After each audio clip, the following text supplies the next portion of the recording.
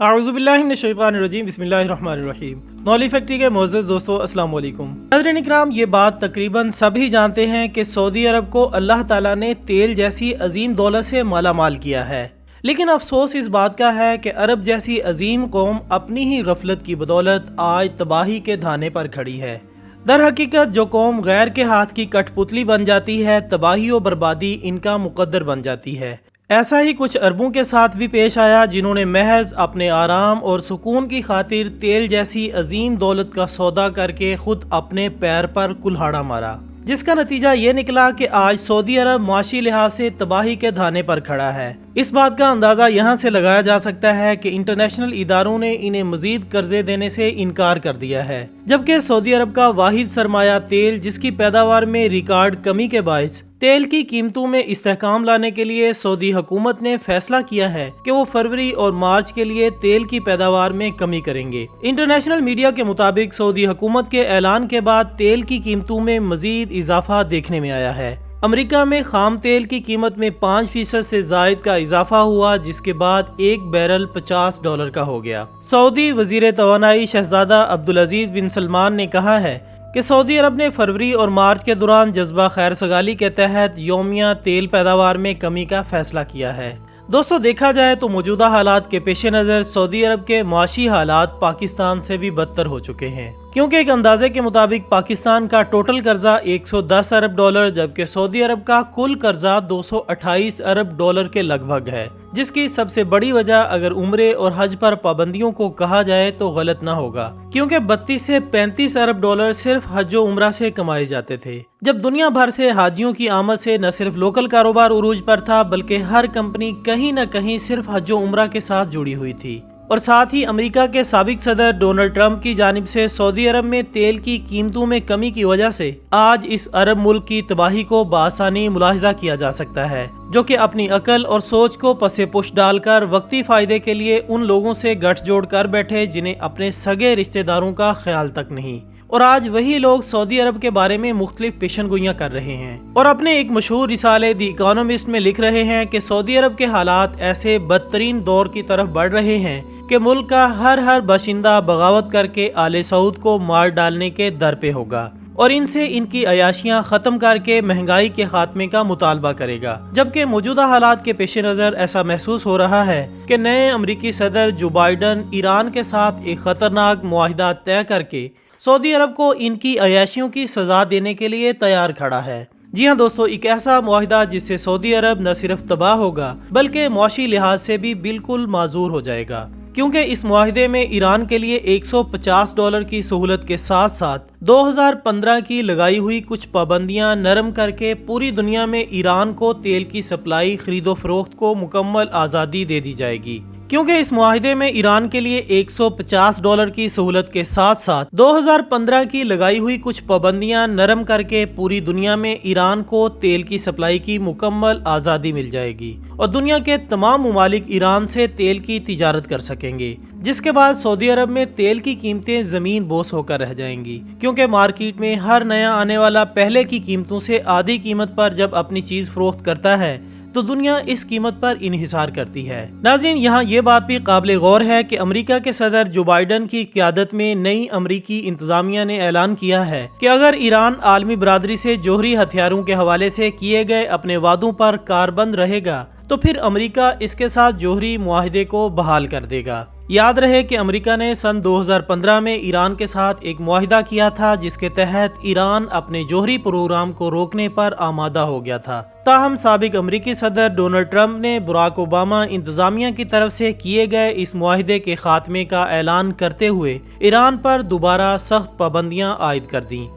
امریکی وزیر خارجہ کا کہنا ہے کہ امریکہ صرف ایک ہی صورت میں سن 2015 کے اس معاہدے کی بحالی کی طرف جائے گا اگر تہران اس حوالے سے کیے گئے وعدوں پر پوری طرح پاسداری کرے۔ انہوں نے خبردار کیا کہ تصدیق کا یہ مرحلہ طویل بھی ہو سکتا ہے۔ اب تیل کی تجارت اور ایسے معاہدے کس جانب حالات لے کر جا رہے ہیں، اس کا بآسانی اندازہ لگایا جا سکتا ہے۔ جبکہ دوسری طرف یہ حالات ہیں کہ چین نے مکمل طور پر سعودی عرب سے بائیکاٹ کر دیا ہے، بھارت سعودی عرب کو دھمکیاں دے رہا ہے اور بہت کم مقدار تیل لے رہا ہے، جس سے حالات یہاں تک پہنچ چکے ہیں کہ سعودیہ میں دنیا کا 10% تیل کا حصہ دیا جا رہا ہے، جو کہ کم ہوتے ہوتے 8 تک پہنچ چکا ہے، جبکہ ایک دور ایسا بھی تھا جب دنیا کا سعودی عرب پر تیل کے حوالے سے 40% انحصار تھا، جو کہ آج گھٹتے گھٹتے صرف 8% تک پہنچ چکا ہے۔ جس کے بعد اگلے مرحلے پر تبصرہ کرتے ہوئے ماہرین کا کہنا ہے کہ اب سعودی عرب مزید قرضوں کے لیے عالمی اداروں کی طرف رخ کرے گا، تو ان کی جانب سے نہ صرف سعودی کرنسی کا ریٹ نیچے گرایا جائے گا بلکہ سعودی عرب مزید قرضوں کی دلدل میں پھنس جائے گا، جبکہ دوسری جانب کرنسی کا ریٹ مناسب سطح پر لانے کے لیے اندرون ملک تیل اور مختلف چیزوں میں مہنگائی کی صورتحال اختیار کر لی جائے گی، جس کے بعد عوام مکمل طور پر بغاوت پر اتر آئے گی۔ اور دوستو دیکھا جائے تو انہی معاملات کے پیش نظر دی اکانومسٹ میگزین نے سعودی عرب کی تباہی کا دنیا کے سامنے ذکر کیا ہے، جبکہ انہی اربوں کے حامی بننے والے امریکی آگے کا کیا منصوبہ رکھتے ہیں، اس کا بھی اس بات سے اندازہ لگایا جا سکتا ہے کہ سابق وزیر خارجہ ہینری کسنجر نے خبردار کرتے ہوئے پیشن گوئی کی ہے کہ دنیا تیسری عالمی جنگ کے دھانے پر کھڑی ہے اور ایران اس جنگ کا نقطۂ آغاز ہوگا، جس میں اسرائیل کو زیادہ سے زیادہ عربوں کو ہلاک کرنا ہوگا اور آدھے مشرق وسطیٰ پر قبضہ کر لے گا۔ انہوں نے یہ بات ایک انٹرویو میں کہی اور بتایا کہ ہم نے امریکی فوج کو بتا دیا ہے کہ ہمیں مشرق وسطیٰ میں 7 ملکوں پر ان کی اسٹریٹجک اہمیت کی وجہ سے قبضہ کرنا ہوگا، خاص طور پر کیونکہ وہ تیل اور دیگر اقتصادی وسائل رکھتے ہیں، لہٰذا صرف یہی ایک وہ قدم رہ گیا ہے کہ ایران پر حملہ کیا جائے۔ جبکہ ہنری کسنجر نے یہ بھی کہا کہ جب روس اور چین اپنی حماقت سے قدم اٹھائیں گے تو عالمی جنگ جیتی جا چکی ہوگی۔ اسرائیل کو اپنی قوت اور ہتھیاروں کے ساتھ لڑنا ہوگا اور جتنا زیادہ ممکن ہو سکے عربوں کو مارنا ہوگا اور مشرق وسطیٰ کے نصف حصے پر قابض ہوگا۔ مزید کہا کہ مشرق وسطیٰ میں طبل جنگ پہلے ہی بج چکا ہے اور صرف کوئی بہرا ہی ہوگا جو کہ یہ طبل جنگ سن نہیں سکتا۔ انہوں نے کہا کہ اگر ان کے نقطہ نظر سے حالات اچھے گئے تو اسرائیل کے پاس نصف مشرق وسطیٰ کا کنٹرول ہوگا۔ مسٹر ہنری کسنجر نے مزید کہا کہ امریکہ اور یورپی نوجوان عوام گزشتہ 10 سالوں میں لڑائی میں اچھی تربیت حاصل کر چکے ہیں اور انہیں لڑائی میں جانے کا حکم دیا جائے گا تو وہ احکامات کی پیروی کریں گے اور مسلمانوں کو راکھ بنا دیں گے۔ دوستو سابق امریکی وزیر خارجہ کا کہنا تھا کہ ہم نے ان اسلامی ممالک سے کئی مقامی باشندوں کو خرید یا کرائے پر حاصل کر رکھا ہے اور وہ ہمارے منصوبوں کے لیے کام کر رہے ہیں، جیسا کہ ہم ان پر بھاری سرمایہ لگا چکے ہیں، یہ ہماری توقعات سے بڑھ کر اچھا کام کر رہے ہیں۔ ان غداروں کی وجہ سے ہم اپنے مقاصد کے حصول کے انتہائی قریب ہیں۔ ناظرین، کسنجر نے مزید کہا کہ امریکہ اور اسرائیل روس اور ایران کے لیے تابوت تیار کر چکے ہیں اور ایران اس تابوت میں آخری کیل ثابت ہوگا جب امریکہ انہیں بہتری کے لیے موقع دے گا۔ اس کے بعد یہ سب اختتام پذیر ہو جائیں گے تاکہ امریکہ ایک نئی عالمی کمیونٹی کو تشکیل دے سکے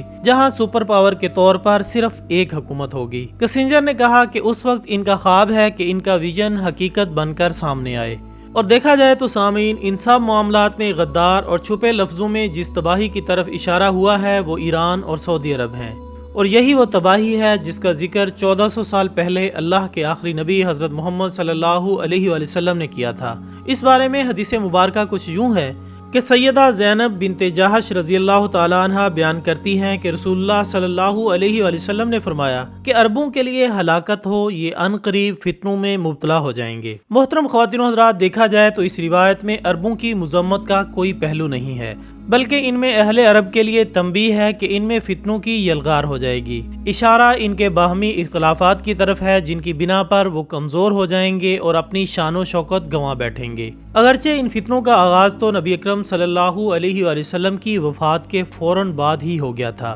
جیسے حضرت عمر رضی اللہ تعالیٰ عنہ، حضرت عثمان رضی اللہ تعالیٰ عنہ، سیدنا حضرت علی رضی اللہ تعالیٰ عنہ، سیدنا حسن اور سیدنا حسین رضی اللہ تعالیٰ عنہ کی شہادتیں اس سلسلے کی کڑیاں تھیں۔ لیکن دوستو، ان احادیث مبارکہ کے پیش نظر خود کو عیاشیوں میں صرف اس لیے مبتلا کر لینا کہ بربادی ہمارا مقدر ہے تو یہ سراسر غلط ہے، کیونکہ بلا شبہ احادیث مبارکہ میں اس بات کو بطور خبر نہیں بلکہ بطور تنبیہ لینا چاہیے تھا، اور ایسے ہر فتنے سے خود کو دور رکھنا چاہیے تھا جو کہ بربادی کا سبب بنتے۔ ہماری دعا ہے کہ اللہ تعالیٰ اہل عرب پر اور تمام عالم اسلام پر اپنا رحم و کرم عطا فرمائے، آمین ثم آمین۔ اسی دعا کے ساتھ ہماری آج کی اس ویڈیو کا اختتام ہوتا ہے۔ ہم امید کرتے ہیں کہ آپ کو یہ ویڈیو ضرور پسند آئی ہوگی۔ اس ویڈیو کو اپنے تمام سوشل میڈیا اکاؤنٹس پر زیادہ سے زیادہ شیئر کیجیے گا اور کمنٹس کی صورت میں اپنی رائے دینا ہرگز مت بھولیے گا۔ ہماری اگلی ویڈیو آنے تک اپنا دوستوں، رشتہ داروں اور گرد و نواح کے تمام لوگوں کا بہت خیال رکھیے گا۔ اللہ حافظ۔